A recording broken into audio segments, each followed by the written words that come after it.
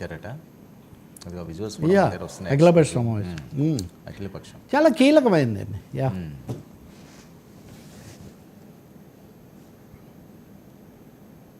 So అందరూ ఒకే బాట పట్టడం అన్నది ఒక మంచి సైన్ కదండి. ఖచ్చితంగా అండి. అంటే రెండు విషయాలు సహజంగా ఇప్పుడు ఇందిరాగాంధీని దుర్గా అన్నట్టు ఇప్పుడు మోదీ ప్రధానమంత్రి కాబట్టి బీజేపీ రాజకీయంగా వాళ్ళ నాయకత్వం అది క్లెయిమ్, అది పొలిటికల్ క్రెడిట్ ఎవరైనా క్రెడిట్ చేస్తారు. కానీ బాల్కోట అప్పుడు ఇంకొకప్పుడు ప్రతిపక్షాలు కూడా మీడియా ద్వారా తెలుసుకోవాల్సి వచ్చింది ఇంత ముఖ్యమైనవి జరిగితే ఎందుకు చేయలేదని. అలాగే దిగ్విజయ్ సింగ్ లాంటి వాళ్ళు అప్పుడు కొంచెం చేశారని గ్యారంటీ ఏముంది, ఇలాంటివి కూడా మాట్లాడారు. ఇప్పుడు అటువంటి వాతావరణం లేదు. ఇంకోటి కూడా మీరు గమనిస్తే ప్రతిపక్షాలన్నీ రాహుల్ గాంధీతో సహా సైన్యాన్ని we are proud of Indian army అంటే ఇందాక నేను చెప్పా కదా, పాకిస్తాన్లో సివిల్ మిలిటరీ బ్యాలెన్స్ అనేది మిస్ అయిపోయింది.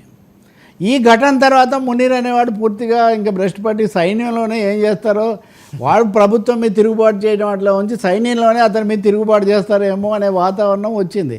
హఠాత్తుగా మనకు అతను ఏ సౌదీ అరేబియాలోనో ఎక్కడో ప్రత్యక్షమైనా మనం ఆశ్చర్యపోము.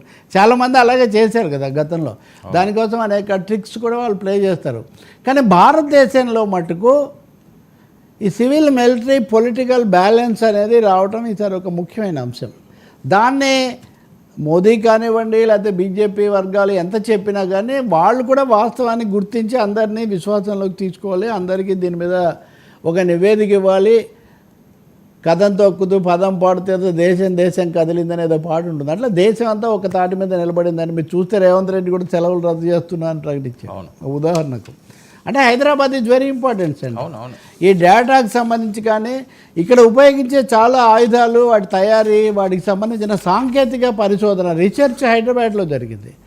ఇంకా సరే పాత బస్తీ దానికి సంబంధించిన ఇవన్నీ కథలు అవన్నీ ఏది హైదరాబాద్ టార్గెట్లో కాకపోతే వాళ్ళకి ఇందాక మనం అనుకున్నట్టు అంత దూరం వచ్చే ఇది లేదు అనేది తప్ప స్లీపర్ సెల్స్ ఇప్పుడు ఏం చేస్తారంటే డెస్పరేట్ ఎలిమెంట్స్ అంటే బరి తెగించిన శక్తులు ఇప్పుడు ఆత్మాహుతి దళమే కదా గతంలో భారత సైనిక స్థావరంలోకి వచ్చింది ఆత్మాహుతి బాంబు. దానికి ఏముంటుంది, వాడు ఏ పరిస్థితుల్లో చేస్తున్నాడో తెలీదు, ఇంక ఎట్లయినా చంపేస్తారో అన్నప్పుడు వాడు ఏదో ఒకటి చేయొచ్చు.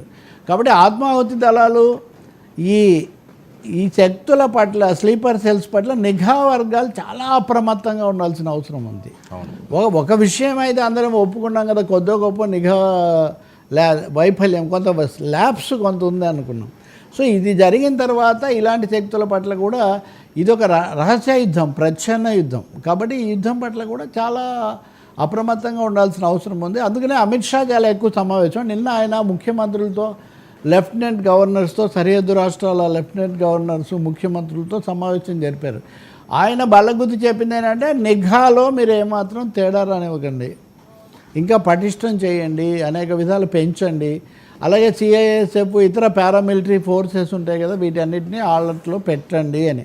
అంటే భారతదేశానికి పాకిస్తాన్కు సరుకు లేదు, పెద్ద ఇప్పుడు ఇంతకు మించి అదేం చేయలేదు అనే ఒక అంచనా ఉన్నా దేన్ని మనము ఉపేక్షించకూడదు. ఏ విషయంలో కూడా అలసత్వానికి ఆస్కారం లేదు. కాబట్టి మరింత అప్రమత్తంగా ఉండడానికి దేశం కానీ ప్రభుత్వం కానీ సిద్ధమవుతున్నాయి. ఇంకా మళ్ళీ సమావేశం జరుగుతుంది కేబినెట్ కూడా, ఇంకా చాలా విషయాలు వస్తాయి.